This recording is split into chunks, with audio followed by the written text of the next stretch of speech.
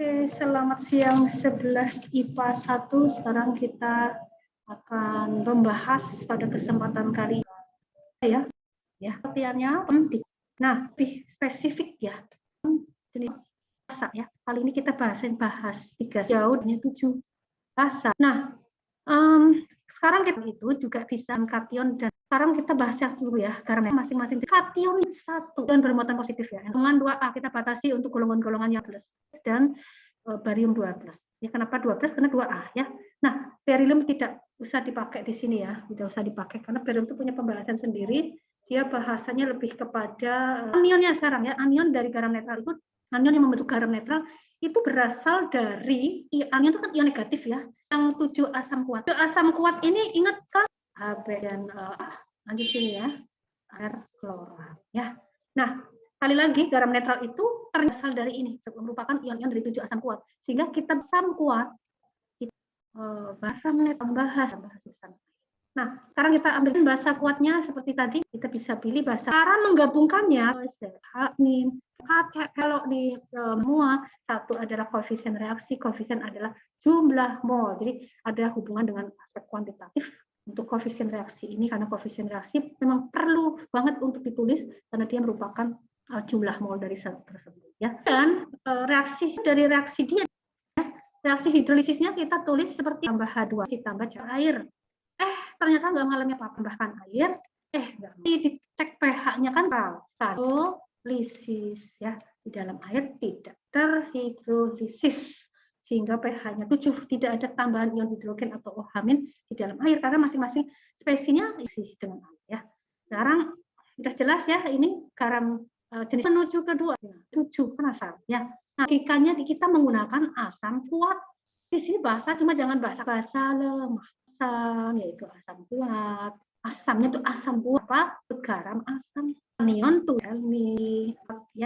ya keluar ini, di luar ini ya. Jadi bahasa lemah itu kation-kation, belajar kation-kation yang di luar ini. Yang mana, Bu? Ya pokoknya di luar yang golongan satu familiar itu hanya Nah, jadi bahasa lemah ditambah asam kuat ya. Nah, jadi di sini kita menggabungkan bahasa lemahnya kayak mana? Mau apa? Jadi apa? Min ini harus jelas. Plus berapa, min berapa itu harus jelas ya. Sehingga ketika ditulis amonium iodida, ternyata disebut garam apa? Asam ya. Sekarang kita mereaksi H dong, dia akan menghasilkan min. Terus ditambah air. Ya. Yang punya H lebih, jadi kan NH4+ ya, jadi kurang harga, terus nanti dia menyebabkan larutan jadi kurang dari 7. Kalau bereaksi dengan dia enggak bisa. Dia tidak bisa mengalami reaksi hidrolisis. Oke? Ya, jadi yang mengalami hidrolisis ternyata yang berasal dari basa lemahnya saja ya. Ini reaksi hidrolisis menyebabkan pH-nya kurang dari 7. Jelas? Nah, bagaimana sekarang hidrolisis basah kalau dicek pH-nya lebih dari 7 ya. Nah, kenapa basah? Ternyata kuat, tapi asamnya lemah. Ingat, yang kuat basah. Garam basah. Kuatnya kamu tetap ambil ya. Jadi jangan ambil yang Cl-, Br-, I-, sulfat, nitrat, yang ini jangan ambil yang ini. Jangan ambil ya. Jadi di sini bebas, misalnya sulfinat, omin ini adalah asetat ya, dan seterusnya. Nah, ini ada kita ambil contoh, bahasanya adalah bahasa kuat, asam sianida buat ios Cn ini H2O. Kan coret-coretannya ya. Namanya itu kacang potas ya. Nah, ini termasuk juga garam basah.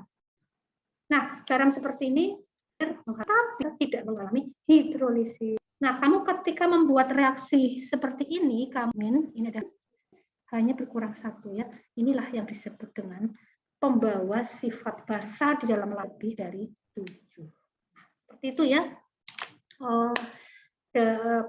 Reaksi cara membuat hidrolisis garam asam, basa, dan netral. Kalau netral tidak terhidrolisis ya. Jadi nanti pada perhitungan garam netral itu tidak punya rumus ya. Garam netral itu berapa pH-nya? Udah tulis 7. Netral 7. Sementara garam asam dan garam basa itu kita nanti membuat sebuah persamaan, lalu di sana ada penurunan persamaan matematikanya sehingga kita ketemu untuk menghitung pH garam basa, garam asam itu ternyata seperti ini ya.